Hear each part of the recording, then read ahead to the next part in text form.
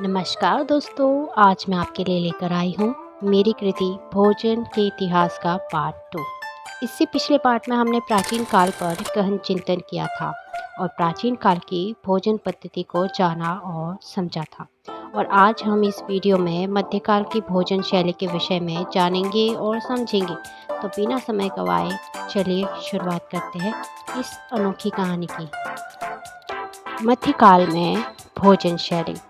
मध्यकाल, जैसा कि हम जानते हैं, इस समय में मनुष्य की सभ्यता ने शुरुआती दौर से हर क्षेत्र में काफ़ी विकास कर लिया था और एक पूरा साम्राज्य, संस्कृति, धर्म, भाषा, आधुनिक हथियारों, औजारों का निर्माण हो चुका था। यानी पुरातन काल की मेहनत का फल और सेक्रीफाइस ने मध्यकाल को निर्मित किया।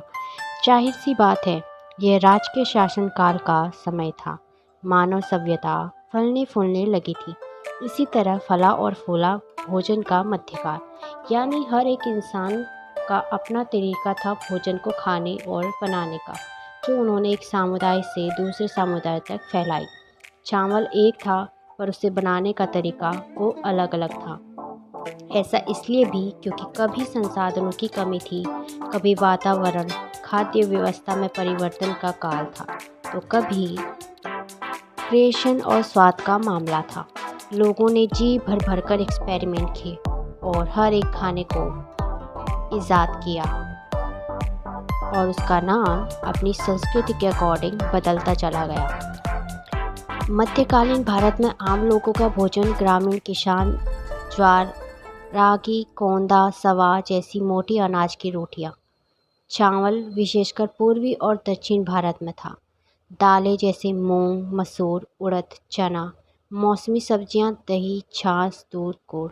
भोजन प्रायः मिट्टी के बर्तनों में पकता था और लकड़ी या उपलों के चूल्हों पर बनाया जाता था। राजाओं और अमीरों का भोजन। राज दरबारियों में भोजन अधिक विविधता और समृद्ध था।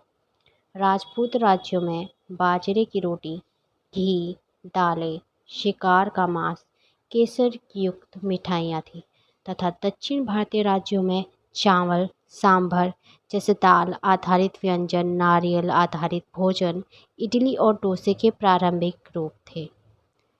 फिर दिल्ली सल्तनत और मुगलों का प्रभाव आया। 13वीं शताब्दी के बाद मध्य एशिया और फारसी में नई पाक परंपराएं आई। पुलाव, कबाब, कोफ्ता, नान, शीर, खुरमा, बिरयानी के प्रारंभिक रूप। मुगल रसोइयों में केसर, बादाम, पिस्ता, गुलाब जल, सूखे मेवे का भरपूर उपयोग होता था। मसालों का महत्व। भारत मध्यकाल में दुनिया का सबसे बड़ा मसाला केंद्र था। मुख्य मसाले थी जैसे काली मिर्च, इलायची, दालचीनी, लौंग, जायफल, जावित्री, हल्दी। विदेशी व्यापार। भारत केवल मसालों के लिए हजारों किलोमीटर की यात्रा करते थे। एक महत्वपूर्ण बात, टमाटर, आलू और मिर्ची नहीं थे। आज भारतीय भोजन की पहचान माने जाने वाली कई चीज़ें मध्यकाल के शुरुआती भारत में मौजूद ही नहीं थी। ये फसलें बाद में अमेरिका से आई।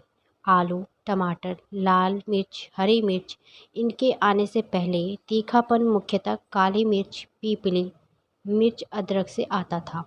यदि आप समय यात्रा करके 1400 ईस्वी के किसी भारतीय गांव में पहुंच जाते तो आपकी थाली में संभवतः होता बाजरा या ज्वार की रोटी, मूंग या मसूर की दाल, मौसमी साग, दही या छाछ, थोड़ा गुड़, और यदि आप किसी शाही दरबार में होते तो सुगंधित कबाब, मेवे वाली मिठाइयाँ, केसर युक्त पेयजल मिल सकते थे।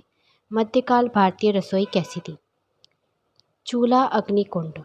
गैस और बिजली तो नहीं थी, इसलिए खाना पकता था मिट्टी के चूल्हे पर, ईंटों के बने चूल्हों पर, खुली अग्निकुंड पर, और ईंधन के रूप में इस्तेमाल किया जाता था लकड़ी, सूखे उपले, सूखी खाद्य कृषि अवशेष का उपयोग होता था। रसोई में आग की तीव्रता को संतुलित करने का निम्नलिखित तरीका था। लकड़ी बढ़ाकर या लकड़ी को घटाकर और लकड़ी में राख डालकर। इस समय के बर्तन सबसे आम थे हांडी, मटका, सुराही, कुल्हड़। इनमें दाल, चावल और सब्जियां पकती थी। अमीर परिवार में तांबा, कांसा, पीतल के बर्तन उपयोग होते थे। राजाओं के महलों में कभी कभी चांदी के बर्तन भी होते थे। मसाले पीसने के औजार सिलबट्टा और ओखली, चक्की, आटा, ज्वार, गेहूँ पीसने के लिए। और पानी की व्यवस्था इस समय कुएं से की जाती थी, तालाब से किया जाता था। और इस समय में फ्रिज नहीं हुआ करते थे, इसलिए पानी को ठंडा रखने के लिए मटकों का इस्तेमाल होता था। मसाले पीसने के औजार। मिक्सर नहीं था, इसलिए सिलबट्टा सबसे प्रसिद्ध उपकरण था। एक सपाट पत्थर और एक बेलनकार पत्थर, इस पर पीसे जाते थे लहसुन, अदरक, धनिया, मिर्च, मसाला मिश्रण। ओखली मूसल, लकड़ी या पत्थर के बने होते थे। इनसे अनाज कूटा जाता था और मसाले तोड़े जाते थे। पानी की व्यवस्था। पानी आता था कुएं से, तालाब से, नदी से। भोजन संरक्षण कैसे किया जाता था। फ्रिज नहीं था, इसलिए लोग सुखाना, धूप में निर्जलीकरण, नमक लगाना, अचार बनाना, घी में सुरक्षित रखना जैसे तकनीकों का उपयोग करते थे। उदाहरण: सूखी मछली, सूखा मांस, आम का अचार। रसोइयों का जीवन। ग्रामीण रसोई अधिकतर घर की महिलाएं सबसे सूर्योदय से पहले उठते ही पानी भरती थी, अनाज पीसती थी, चूल्हा जलाती थी। कई बार एक समय का भोजन तैयार करने में 2 से 3 घंटे लग जाते थे। मध्यकाल की रसोई की खुशबू कैसे होती थी। तो यदि आप 500 वर्ष पहले किसी भारतीय रसोई में प्रवेश करते तो आपको महसूस होता लकड़ी के धुएं की गंध, घी की सुगंध, भुने हुए अनाज की महक, पिसे हुए धनिया और जीरे की खुशबू, मिट्टी के बर्तनों की सौंधी गंध। और लगातार सुनाई देती चक्की की घर घर, ओखली मूसल की ठक ठक, उबलती हांडी की आवाज़ और जलती लकड़ियों की चट चट। यही वह दुनिया थी जहाँ से आधुनिक भारतीय रसोई की विकास हुआ। मैं उम्मीद करती हूँ आपको ये जानकारी बहुत रोचक लगी हो। अगर आपको मेरी ये कहानी अच्छी लगी हो तो लाइक, शेयर एंड सब्सक्राइब करना ना भूलें। मैं जल्द लौटूंगी अपने न्यू एपिसोड के साथ।